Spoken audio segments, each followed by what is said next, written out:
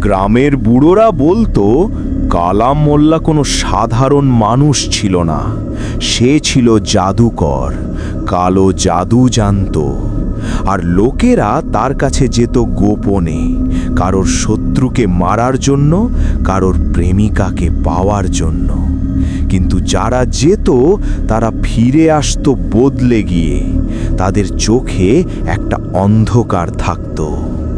দূরবর্তী বাংলাদেশের একটা ছোট গ্রামে, যেখানে নদীর পাড়ে ধানের ক্ষেত ছড়িয়ে আছে আর বাঁশঝাড়ের মধ্যে লুকিয়ে আছে পুরনো রহস্য, সেখানে একটা নাম ছিল যা লোকের মুখে উচ্চারণ করলেই গায়ে কাঁটা দিত।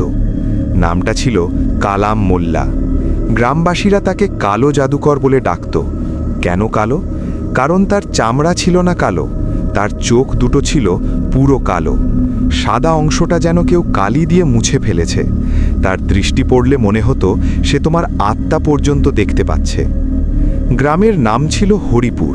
এখানে লোকজন সাধারণ জীবনযাপন করত, ধান চাষ, মাছ ধরা আর রাতে গল্প বলে সময় কাটানো। কিন্তু কালাম মোল্লার ঘরটা ছিল গ্রামের একদম শেষ প্রান্তে, একটা পুরনো বটগাছের নিচে। ঘরটা ছিল কাঁচা, ছাদ ভাঙা আর দেওয়ালে ফাটল ধরা। লোকে বলতো ওই ঘরে কখনো সূর্যের আলো পড়ে না, এমনকি দুপুরবেলাতেও অন্ধকার। কালাম মোল্লা কখনো গ্রামে আসতো না, শুধু মাঝরাতে তার ঘর থেকে অদ্ভুত শব্দ ভেসে আসত, গোঙানি, চিৎকার আর মাটির নিচ থেকে কেউ যেন হাতুড়ি মারছে এমন শব্দ। একবার একটা ছেলে নাম আসিফ সাহস করে তার ঘরের কাছে গিয়েছিল। সে বলেছিল, চাচা, তোমার ঘর থেকে কিসের শব্দ আসে? কালাম মোল্লা তাকে একবার দেখে বলেছিল, যা ছেলে, এখানে মৃত্যুর ছায়া আছে, তোর জীবন চাইলে ফিরে যা। আসিফ ফিরে এসেছিল, কিন্তু তারপর থেকে তার চোখে ঘুম আসত না। সে স্বপ্ন দেখত কালো চোখ দুটো তাকে তাড়া করছে। গ্রামের বুড়োরা বলতো কালাম মোল্লা ছিল না সাধারণ মানুষ, সে ছিল জাদুকর, কালো জাদু জানত।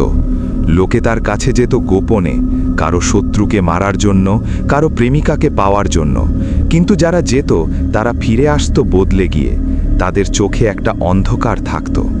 একবার একটা মেয়ে নাম রোজিনা তার কাছে গিয়েছিল তার স্বামীকে ফিরিয়ে আনার জন্য। স্বামী অন্য মেয়ের সাথে পালিয়েছিল। কালাম মোল্লা একটা কালো পুতুল দিয়েছিল তাকে, বলেছিল এতে তোর স্বামীর নাম লিখে আগুনে পোড়া। রোজিনা তাই করেছিল। পরের দিন তার স্বামী ফিরে এসেছিল, কিন্তু তার শরীর পোড়া, মুখ বিকৃত। সে বলেছিল, আমি পুড়ছি, কেন পোড়ালি? তারপর সে মারা গিয়েছিল। রোজিনা পাগল হয়ে গিয়েছিল। এমন অনেক গল্প ছিল, কিন্তু কেউ তার বিরুদ্ধে কিছু বলতো না, ভয়। তারা জানত কালো জাদুকরের নাম নিলে রাতে তার ছায়া আসবে। এক শীতের রাতে ঘটনা শুরু হলো। গ্রামে ঘন কুয়াশা পড়েছিল। নদীর পাড়ে বাতাসে একটা অদ্ভুত গন্ধ, পোড়া মাংসের মতো। লোকে ঘরের দরজা বন্ধ করে শুয়েছিল, কিন্তু মাঝরাতে একটা চিৎকার ভেসে এলো কালাম মোল্লার ঘর থেকে।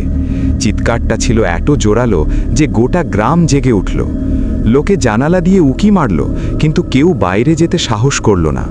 চিৎকারটা কয়েক মিনিট চলল, তারপর থেমে গেল। শুধু একটা গোঙানি রইল মাটির নিচ থেকে। পরের সকালে গ্রামের লোকজন সাহস করে তার ঘরের কাছে গেল। দরজা খোলা, ভেতরে অন্ধকার। তারা টর্চ জ্বালিয়ে ঢুকল। কালাম মোল্লা মেঝেতে পড়ে আছে, তার শরীর অক্ষত, কিন্তু মাথা নেই। মাথাটা যেন কেউ ছিঁড়ে নিয়ে গেছে। গলার জায়গায় একটা গভীর কালো গর্ত। গর্তের ভেতর থেকে কালো ধোঁয়া বের হচ্ছে। ধোঁয়াটা আকার নিচ্ছে হাতের মতো, অসংখ্য ছোট ছোট হাত। হাতগুলো বাতাসে নড়ছে, যেন কিছু খুঁজছে। গ্রামের ইমাম সাহেব এসে বললেন, এটা শয়তানের কাজ, লাশটা পোড়াও। কিন্তু যখন তারা লাশটা তুলতে গেল, ধোঁয়াটা তাদের দিকে এগিয়ে এলো। একটা লোক নাম করিম ধোঁয়াটা ছুঁয়ে ফেলল। সে চিৎকার করে উঠল, আমার হাত পুড়ছে। তার হাত কালো হয়ে গেল, যেন পোড়া। তারপর থেকে সে আর কথা বলতে পারল না। লাশটা তারা দাহ করল না, পরিবর্তে মাটিতে পুঁতে দিল। কিন্তু কবর খোঁড়ার সময় মাটি থেকে অদ্ভুত শব্দ এলো, হাসির মতো। হাসিটা ছিল গভীর, কালো।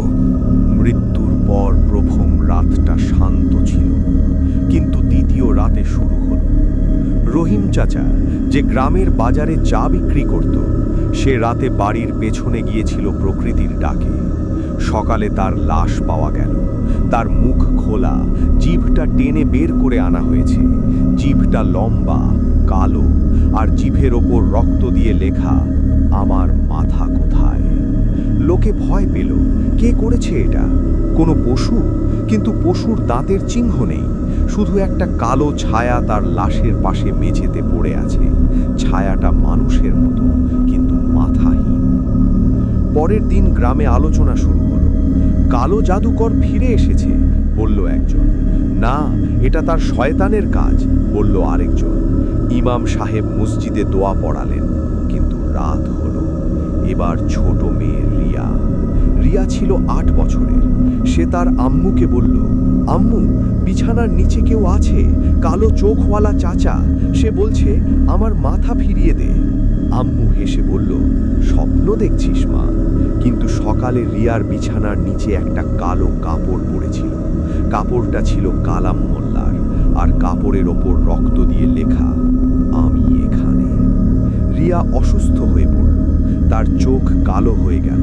সে বলতে লাগলো, চাচা আমাকে নিয়ে যাবে। ডাক্তার এলো, কিন্তু কিছু বুঝতে পারল না। রাতে রিয়া চিৎকার করে উঠল। তার মুখ থেকে কালো ধোঁয়া বের হলো। ধোঁয়াটা তার আম্মুর দিকে গেল। আম্মু পড়ে গেল। তার গলায় একটা ছাপ, হাতের মতো, কালো হাতের ছাপ। দিন যত যাচ্ছে ঘটনা বাড়ছে। তৃতীয় রাতে মসজিদের ইমাম সাহেব আজান দিতে গেলেন। তার গলা থেকে আওয়াজ বের হলো না, পরিবর্তে কালো ধোঁয়া। ধোঁয়াটা আকাশে উঠে একটা বিশাল মুখের আকার নিল। মুখটা ছিল কালাম মোল্লার, চোখ কালো, মাথাহীন। মুখটা হাসল, হাসির শব্দ গোটা গ্রামে ছড়িয়ে পড়ল। হা হা হা, আমার মাথা কোথায়? লোকে ভয়ে ঘরে লুকিয়ে পড়ল। ইমাম সাহেব মারা গেলেন। তার গলায় একটা গর্ত, গর্তের ভেতর থেকে হাত বের হচ্ছে। চতুর্থ রাতে গ্রামের কুকুরগুলো চিৎকার করে উঠল একসঙ্গে। তারপর এক এক করে মরতে লাগলো। সকালে দেখা গেল প্রত্যেক কুকুরের গলায় একটা কালো হাত বেরিয়ে এসেছে। হাতগুলো নড়ছে, যেন জীবিত। গ্রামের লোকজন পালাতে শুরু করলো, কিন্তু নদীর পাড়ে কুয়াশা এত ঘন যে কেউ বাইরে যেতে পারল না। এখন মূল চরিত্র আসে।